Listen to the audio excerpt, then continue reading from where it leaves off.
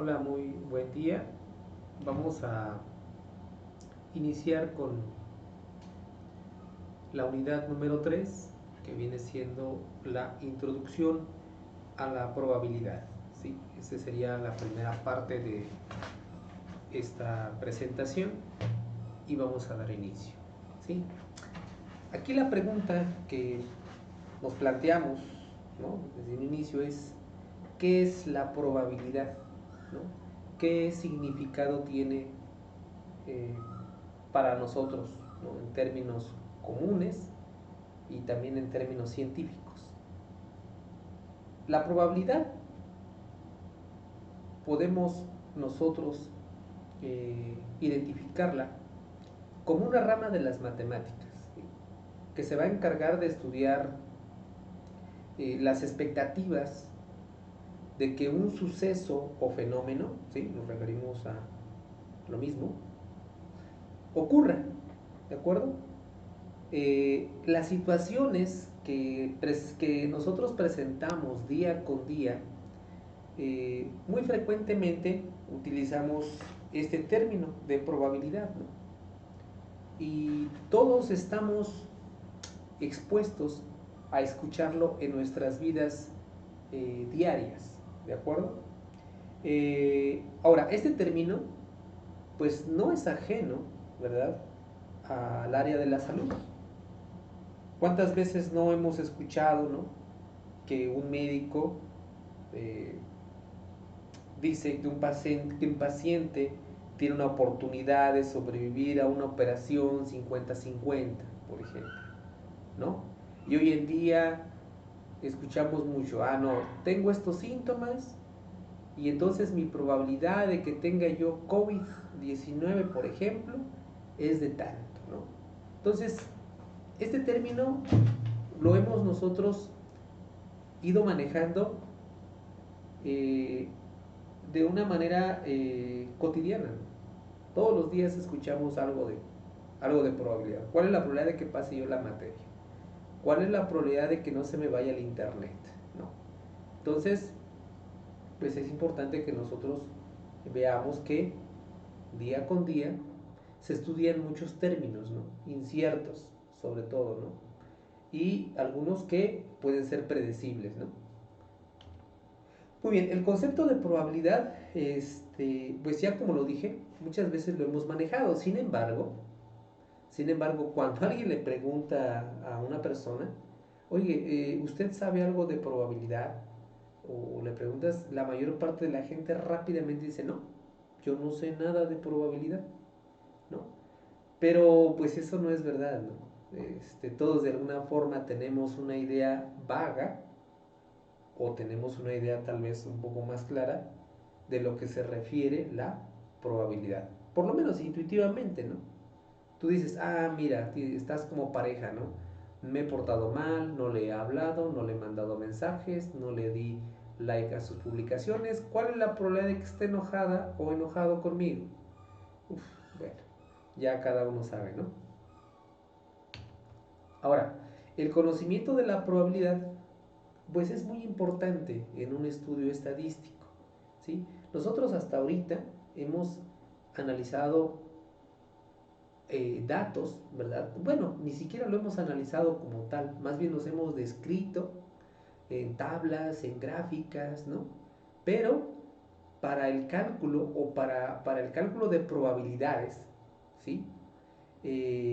Sobre todo en un estudio de experimentos aleatorios, o que estos son al azar, pues la probabilidad constituye la base, estos cálculos de probabilidad constituyen la base para lo que viene siendo la estadística inferencial. Y nosotros recordemos que la estadística inferencial pues tiene que ver con que a partir del conocimiento de estadísticos podamos predecir, en este caso, los parámetros, ¿sí? Ahora, hay dos fenómenos que se presentan dentro del campo de la probabilidad.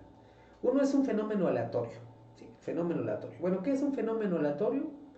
Pues es algo que pasa, ¿no?, pero que no se sabe el resultado que se va a obtener, ¿sí? Están relacionados con el azar, ¿no? La probabilidad se encarga de estudiar fenómenos aleatorios, ¿no? Al azar, no sabes qué va a pasar, no sabes qué va a suceder. Entonces, se encarga de estudiar este tipo de fenómenos. Y por otro lado, tenemos el fenómeno determinista.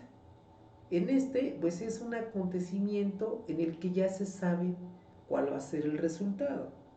¿Sí? Aquí la probabilidad, bueno, no se mete mucho porque pues ya se sabe cuál va a ser el resultado, ¿no? Por ejemplo, si una persona le da un paro cardíaco y entonces su corazón se detiene por un tiempo prolongado, pues el resultado es que se va a morir, ¿no? Es el resultado, se va a morir porque se detuvo su corazón por un tiempo prolongado, ¿no? Entonces, es algo que ya sabemos que va a suceder, ¿no? O por ejemplo decimos, ¿alguien se murió? Bueno, ya sabemos que entonces va a dejar de latir su corazón, sus órganos van a dejar de funcionar, etcétera. Ese es un fenómeno que conocemos como determinista, algo que ya sabemos cuál va a ser el resultado, ¿no? Ahora, resumiendo entonces hasta ahorita la interpretación de probabilidad, lo podemos sintetizar en algo muy simple. La probabilidad son números comprendidos entre 0 y 1. Y estas probabilidades van a reflejar las expectativas con respecto a un suceso físico, ¿sí? Determinado que ocurre. Y entonces tengo esta tabla, esta regla. Dice, si estás en 0, si la probabilidad de que ocurra algo es 0, entonces podríamos decir nosotros que es imposible que ocurra. Si está entre 0 y 0.5, digamos que es poco probable. Arriba de 0.5 o en alrededor de 0.5 decimos, bueno, es probable que pase, ¿no? Entre 0.5 y 1 podríamos decir, es muy probable que pase, ¿no? Arriba de 0.5 tú ya puedes decir, es muy probable que pase, ¿no? Y con 1, pues estamos muy seguros de que va a suceder, ¿de acuerdo?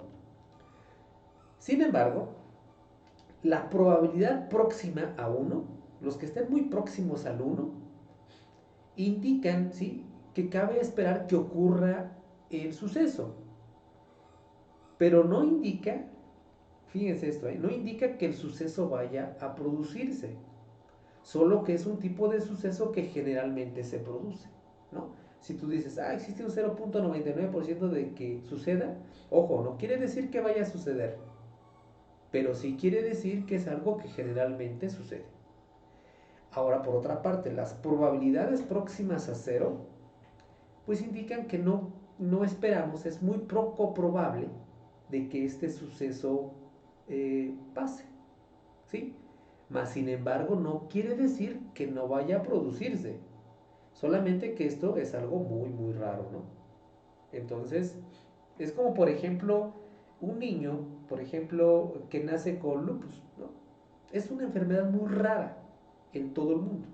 La probabilidad de que un niño en Miahuatlán nazca con esa enfermedad, pues es muy, muy, muy baja.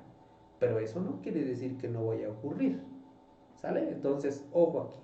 Vamos a tratar eh, de ir conociendo el lenguaje que vamos a estar manejando con el manejo de las probabilidades. Las probabilidades próximas a 0.5 pues indican que es tan verosímil que el suceso se produzca como que no. Es decir, puede ocurrir, pero no puede ocurrir. 50-50, ¿no? Como ustedes a veces manejan o lo dicen o lo mencionan, ¿no? Entonces, aquí la pregunta que nos hacemos cuando estamos calculando probabilidades es, ¿qué podemos considerar como una probabilidad grande o pequeña? Es decir, ok, ya entendí que de 0.5 a 1 es muy probable. Sí, pero ¿cuál sería una probabilidad grande para mí? ¿0.55? ¿0.8? ¿0.9? Ahora, ¿qué es una probabilidad pequeña? ¿0.1? ¿0.2? ¿0.3? Y bueno, aquí la interpretación de estas probabilidades es un tanto subjetivo, ¿sí? Y esta interpretación pues depende mucho de las consecuencias de a veces de estar equivocado, ¿sí? Una gran probabilidad que se considera grande en un entorno puede ser pequeña en otro. Entonces, ¿de qué depende? Si tú dices probabilidad grande, probabilidad pequeña, depende del contexto del problema, del contexto de donde tú estés haciendo ese cálculo, ¿sí? Si yo te digo, mira, una operación quirúrgica y el médico dice o el cirujano dice a los familiares, la probabilidad de que sobreviva es de un 90%. ¿Cómo lo podrían tomar los familiares esa probabilidad? ¿Grande o pequeña? Pueden considerarla grande. Pero si les dicen, existe una probabilidad de que se salve del 60%. Ah, caray, ya no es tan grande, ¿verdad? Y ellos dicen, a ver, doctor, explíqueme cómo que del 60%. ¿Qué tanto, eso no me da a mí una confianza grande? O sea, no me siento confiable. Entonces, vean, es un tanto subjetivo, todo depende del contexto. Por ejemplo, en los métodos anticonceptivos, ¿no? Dicen, no, la pastilla del día siguiente, 95% de probabilidad de efectividad, o 99% de probabilidad de efectividad. Bueno, entre más grande sea esta probabilidad, es mucho mejor, ¿verdad? ¿Por qué? Porque garantiza que no haya un embarazo, ¿verdad? Entonces, si dicen, mira, salió un nuevo anticonceptivo al mercado y tiene una efectividad del 70%. Mi pregunta es, ¿ustedes la comprarían? ¿Ustedes lo comprarían? Creo que pensaríamos un poco, ¿va? Y la decisión creo que sería que no, ¿verdad? Yo esperaría que dijeran que no, ¿no? Porque es baja la probabilidad. Aunque, si nosotros regresamos, es una probabilidad alta. Pero no en el contexto que lo estamos manejando nosotros. Muy bien, tenemos tres tipos de probabilidad, ¿de acuerdo? Tenemos una probabilidad subjetiva, probabilidad relativa y probabilidad clásica. Entonces, vamos a empezar con la probabilidad subjetiva. Esta probabilidad, bueno, tiene una ventaja muy grande que es que siempre es aplicable, ¿sí? Y cualquiera puede establecer una apreciación personal sobre lo que sea. El mayor inconveniente que se tiene es que su acierto depende de la correcta que sea la información que se dispone, ¿sí? O de la capacidad del científico para evaluarla adecuadamente, ¿no? Entonces, vean, un ejemplo. Digamos, un paciente sufre de cálculos renales y no se ha conseguido mejora alguna a partir de los métodos ordinarios, ¿sale? Ya trataron con todo y no hay una mejora. Su médico está planteándose llevar a cabo una intervención quirúrgica y debe responder a la siguiente pregunta. ¿Cuál es la probabilidad de que la operación sea un éxito? Híjole, bueno, hay varios factores, ¿no? Que intervienen, sobre todo, pues la edad del paciente, el estado general de salud, su actitud frente a la operación, pues intervienen en este caso. Obviamente, en particular, toda esta combinación hace que este caso, ¿sí? Que este suceso de este paciente sea diferente a los que ha tenido antes. ¿Por qué? Porque el médico nunca se ha enfrentado antes a un caso así, exactamente. Y pues tampoco esperaría enfrentarse a otro igual en un futuro, ¿no? Él dice, rayos, no sé qué pasaría. Pero bueno, él empieza a hacer un juicio, ¿verdad? Y dice, bueno, teniendo en cuenta todo lo que yo he revisado, lo que tengo y demás, 70%, 80%, 90%, ¿no? Pero es a criterio de él, es algo subjetivo. Entonces, eso es una probabilidad subjetiva. Cuando pues es algo que se plantea, pero existe cierta incertidumbre si acerca del resultado, si fue correcto o no fue correcto, ¿no? Entonces, la probabilidad subjetiva pues no es muy utilizada en el campo de la investigación porque no hay un sustento matemático, ¿no? Científico y matemático para este tipo de probabilidades. Sin embargo, es importante que ustedes la conozcan y que se pueden enfrentar a ella en algún momento. Aquí, pues como ya lo mencioné, pues es una situación peculiar, ¿no? En este caso, cualquier probabilidad que se le asigne al suceso, la operación será un éxito, es una apreciación personal, ¿no? Y entonces, bueno, ustedes tendrán que tener un juicio para poder determinar en base a su experiencia que han tenido en este tipo de casos, en base a toda la información que tengan del paciente, para poder asignar una probabilidad que a su juicio sería la correcta, ¿no? Sin embargo, es una de las desventajas que tiene este tipo de probabilidad. Muy bien, la siguiente probabilidad, y es una de las que más vamos a estar utilizando nosotros en esta unidad, es la probabilidad relativa. Y voy a iniciar aquí con un ejemplo. Dice, un investigador trabaja en un nuevo fármaco para insensibilizar a los pacientes frente a picaduras de abejas. ¿De acuerdo? De 200 sujetos sometidos, ¿no? Nuestra muestra es de 200 sujetos sometidos a prueba, 180 presentaron una disminución en la gravedad de los síntomas tras sufrir una picadura. Obviamente después de ser sometidos al tratamiento, ¿no? Entonces aquí pregunta sería, bueno, no pregunta, sino una premisa sería, ¿es natural suponer entonces que la probabilidad de que ocurra lo mismo en otro paciente que reciba el mismo tratamiento es por lo menos de aproximadamente 0.9? Pues basándose en este estudio, ¿verdad? Pues sí, se informa de que el fármaco es eficaz en un 90%, porque ya hubo un estudio experimental, ¿sí? Ya hubo algo de repetitividad que tiene que ver con probabilidad relativa, ¿sí? Y obviamente, pues es eficaz en un 90% para disminuir esta reacción. Entonces, vean, a partir de un estudio, ¿sí? Que se hizo, donde nosotros dividimos, bueno, 180 que fueron los que se curaron, ¿no? O los que presentaron una disminución de gravedad, entre los 200 que fue el total, obtuvimos 0.9, y con esto nosotros decimos, existe un 90% de efectividad en este fármaco. Sí, pero entonces la probabilidad ya no fue una opinión personal, ¿verdad? Ya nos basamos ¿en qué? En resultados de estudios experimentales. Ahora, es una asignación numérica basada en la repetición de una experiencia y en la observación de los resultados. Entonces se trata de hecho de una frecuencia relativa, ¿sí?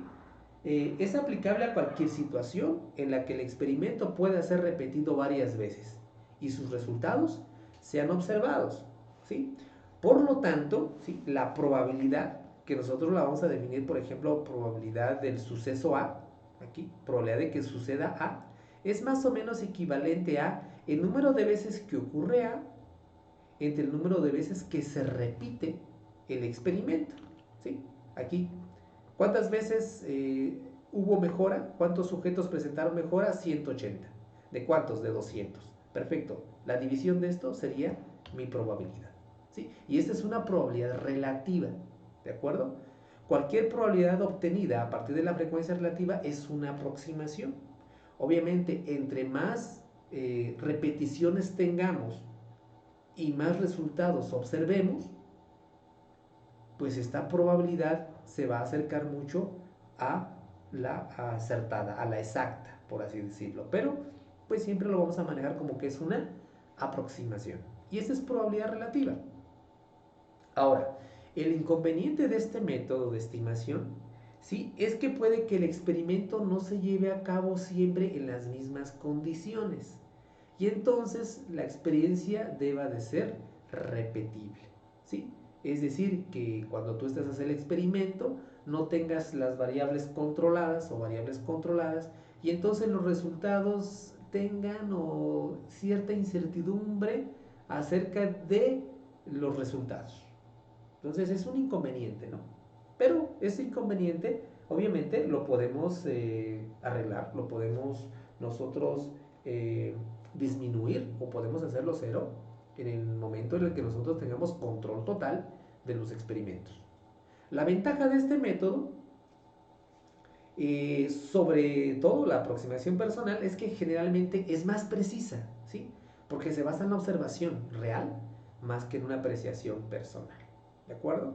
Y regresando a lo del médico, supongamos que ese paciente no presenta no presenta un cuadro único, sino que el cirujano ya se ha enfrentado a 15 pacientes que presentan los mismos síntomas, el mismo cuadro, y que lo ha hecho esas cirugías 15 veces, y que de esas 15 veces, 12 veces ha resultado bien. Entonces, él puede decir, bueno, de 15, 12 resultaron bien, yo divido 12 entre 15, ahí está, 0.8. Pues hay un 80% de probabilidad de que este paciente salga bien de su operación, sin ningún problema, ¿no? Pero ya se basa entonces en algo repetitivo. Y eso pensando en que se hayan hecho bajo las mismas condiciones, ¿no? Esa es una de los inconvenientes. Ahora, en la unidad 2, nosotros tratamos las probabilidades de frecuencia relativa, ¿no? La distribución de estas frecuencias relativas y las acumuladas, pues las encontramos ahí en esa tablita, ¿no? Que tanto nos dio lata construir, ¿no?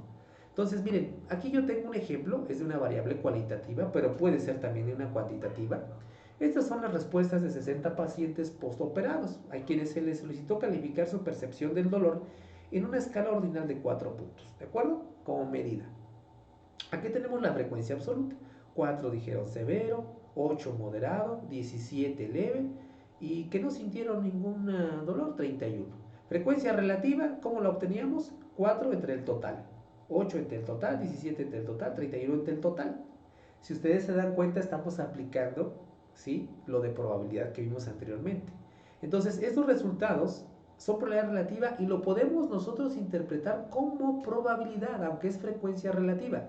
Podemos decir entonces que, bueno, un paciente que se someta a esa intervención quirúrgica y después de haber salido de esa operación, pues la probabilidad de que se sienta, ¿no?, de que tenga un dolor severo es del 7%.